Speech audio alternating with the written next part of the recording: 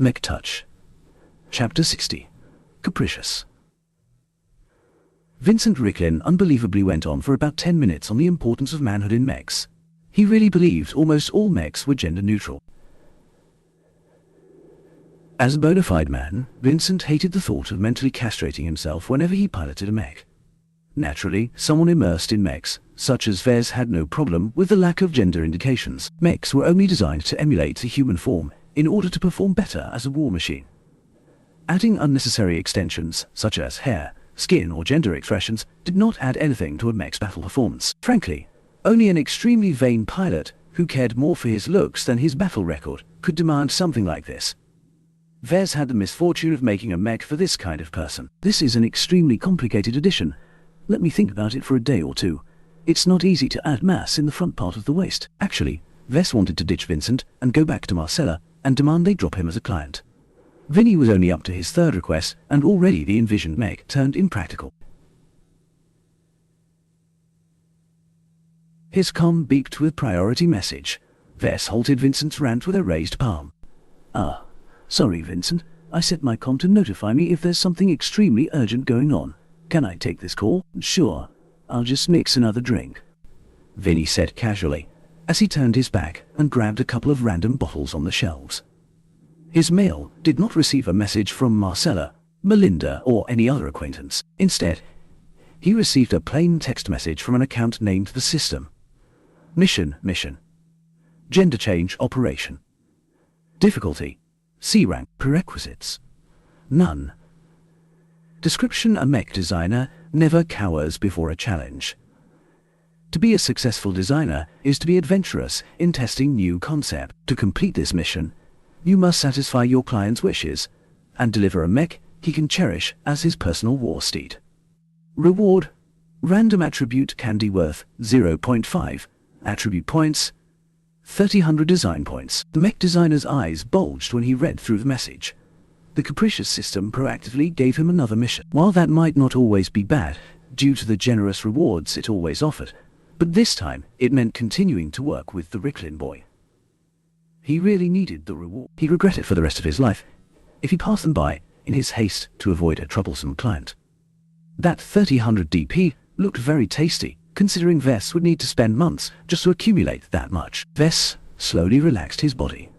He couldn't always run away from his customers, no matter how unseemly they behaved. It was better to take on the challenge as best he could and treat it as another training exercise. He took a deep breath and faced Vincent again. Did you suggest this idea to any other mech designer? Vincent spat out disgruntledly, spilling out a few drops of alcohol in the process. I got a hold of Patricia Schneider. When I tried to impress her of my genius plan, she straight up shut her comm. Now, she won't even answer me back after a million calls. No wonder she rejected Vincent to the point of ignoring him. Besides the obvious, the mere suggestion that a mech designer add some mass to a mech's front waist was an idiotic idea with no possible merit. Yet Vess started to consider it seriously. In fact, he changed his entire mindset and suppressed his skeptical viewpoint. He had to throw away pretty much all rational thoughts in order to entertain Vincent's outlandish idea. While it's difficult to enhance a mech's endowment, it would be easier if it's made of flexible material. Are you amenable to using fluids or a sponge-like material? It will be much easier to realize, and you will have the flexibility to vary the size while you're piloting your mech. Fuck yes. That's a fantastic suggestion. Just don't make it too soft or fragile. The last thing I want to happen is letting my manhood deflate like a balloon. Alright, let's settle for these points, Vess hastily said, trying to push this little session to a close before Vincent mentioned something even more outlandish. After all, you don't want your customized mech to be too burdened with bling. Vinny blinked a little as he finished his latest drink. He burped loudly, allowing the raw alcoholic smell to waft over Vez. Whatever you say, man. Adding all of what I've mentioned so far is pretty good enough. It'll surely pump up my personal mech up there at the top of the cool chart. The increasingly drunk playboy started to drift off as he grew increasingly drunk. Vess tried to disengage himself from the conversation several times, only to be pulled back, as Vinny vented his frustrations about what he thought were uncool mechs. It took well over an hour before Vez hurriedly stepped out of Vincent's mansion. He heard more than enough opinions about how mechs should really look like according to the Ricklin sire. At least he came out of the lengthy exchange with had a very good picture of Vincent's aesthetic tastes. He wished he could get on the next passenger shuttle back to Cloudy Curtain, but he reconsidered after a moment. If he wanted to complete the system's mission as best as possible, then it was crucial that he frequently consult with his client in order to avoid taking a wrong turn. Thus, he called up Marcella on his comm and asked her for a secure workplace where he could customize his design in peace. Absolute security doesn't exist, you know, but I can tell you that Durham's MTA branch rents out the most trustworthy design studios. It'll cost you a bit, but I'll call ahead and cover the costs for you as a favor. Just don't let Vincent down. It won't do your reputation any good if you drop the ball with your second produced Mech. I know. Despite Vincent's many eccentricities, I'm determined to make it work. Just make sure you charge him enough to make it worthwhile. Oh, don't worry about that, Vez. As long as he's happy, he'll bleed his credits until he's dry. They both chuckled at each other. Vez and Marcella were of one mind when it concerned earning as much credits as possible. Vez rerouted his shuttle to go on a straight path towards the MTA. It only took a couple of minutes to reach a sprawling complex an entire neighborhood wide. Security was extremely stringent here. The shuttle automatically descended and landed on a security pad. Bots, led by a human inspector, meticulously searched the shuttle and him for any dangers. It was a bit unpleasant, but necessary. You're clear to go. Vez resumed his trip as he looked around. This was his first time visiting the MTA's main branch in the Bright Republic. The tiny outpost in Cloudy Curtain paled in comparison to the might and resources of the Bentime branch. A great number of mech stables dotted the area. He imagined the MTA likely possessed the second most numerous mechs of any single power. Only the Republic's Mech Corps had stationed more mechs on this planet. When he finally reached the reception hall, he hopped out the shuttle and took a constantly curious Lucky with him into the structure. The entire building was built to impress. Built in a refracting glass and crystal style, it seemingly emanated that the MTA was an open place where knowledge was shared freely. However, some might interpret it more nefariously and suggest no one could hide anything from their watchful eyes. In any case, besides the system, Vez had nothing to hide. Though the system still nested deep inside his comm, he wasn't too worried about keeping it a security. No casual security sweep could ever detect it and its remarkable properties. Ah, good evening, Mr. Larkinson. I see you are registered in Cloudy Curtain. How can I help? I'm here on business customizing a design for a client. I'd like to rent a secure design studio. I'm sure an associate of mine has already booked one for my use. Can you check it out? Ah, I see. Mrs. Bollinger has just registered a secure suite for you. The secretary swiped her hand, allowing a small green projection to emerge from the reception desk. Please follow the virtual guide to reach your assigned destination. Have a good evening. The ball slowly hovered away from the desk and down the hall. Vez followed leisurely after the green ball as it led deeper into the MTA's periphery. The core areas were all closed to outsiders, but the outer areas of the complex was already sufficiently large that it took 15 minutes of walking before he reached his destination. He clearly reached a section specialized in providing services to mech designers.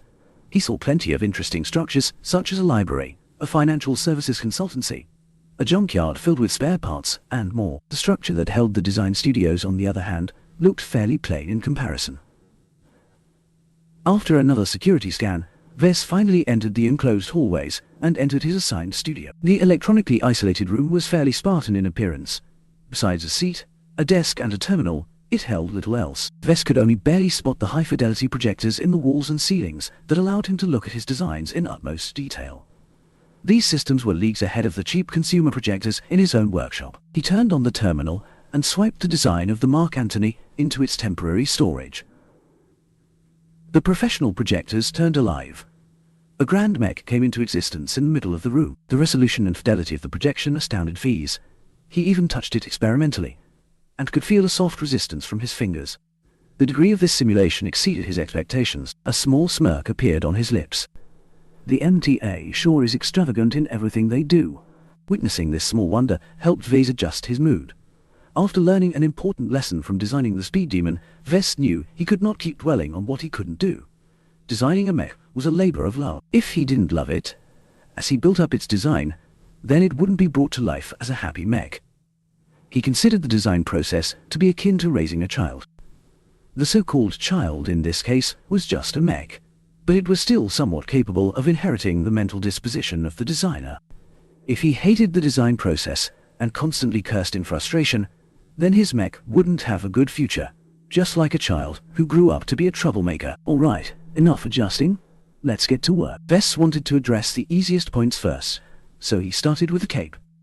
In essence, Vess could finish the job in a minute by just picking a random fabric, dye it red, and affix it onto a mech's shoulders. Merely, the cape was too fragile to last more than a few minutes of intensive mech piloting. As multi-ton monstrosities, mechs were often subjected to high-powered stresses. If the mech ever stepped on the fabric, it would tear apart as easily as a child ripping a piece of paper into half. It's got to be a short cape, with supports added to its length to make sure it doesn't get entangled in the mech's frame. By stiffening and straightening the cape's lining, he could prevent the fabric from flapping into anything dangerous. While it might make the adornment lose some of its organic liveliness, Viz thought it was a worthwhile sacrifice. I need to search for a suitable material. The terminal had a direct connection to the MTA's internal market. As Vess searched for advanced fabrics, he only received a couple of dozen results. Naturally, none of them were used in making stupid capes for mechs. Instead, they served other purposes, such as enhancing a cockpit's upholstery. He straight up filtered out all the delicate materials from his search results. The list was left with more robust materials, all of which different from each other in many ways. Vez went over the products one by one, but found very little that satisfied his needs. Though some fabrics were designed to withstand rough use, that only applied to human use. Scale the forces applied to the materials out to a mech, and they'd part as easy as a spiderweb. This is a fruitless search. No matter how strong these advanced fabrics are, they were never designed to handle the stresses from mechs. His search for a suitable material required a different approach. Instead of getting hooked on the traditional meaning of capes, he should instead consider whether Vincent even cared if his cape was made out of real fabric. A technically illiterate meathead like him won't even be able to tell the difference. With that in mind, he searched for a different kind of material.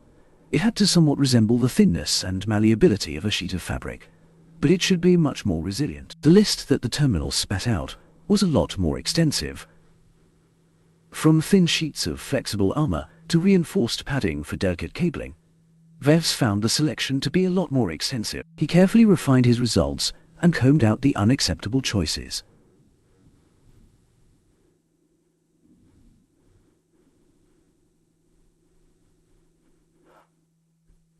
Thicker materials such as flexible armor did not flap at all when a wind blew through them. On the other hand, the thinnest materials could withstand some damage, but not too much. It took Vez a bit of time to whittle down the extremes and end up with a small selection of products that possess the right characteristics.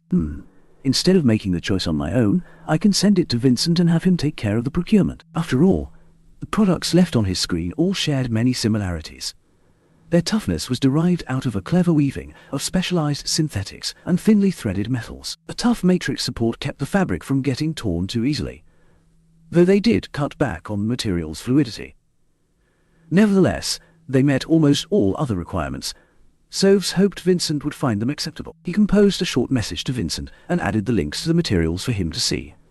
After sending off that mail, Vess turned to his next task. His face already took on an exasperated expression. Somehow, he had to turn his mech into a light show.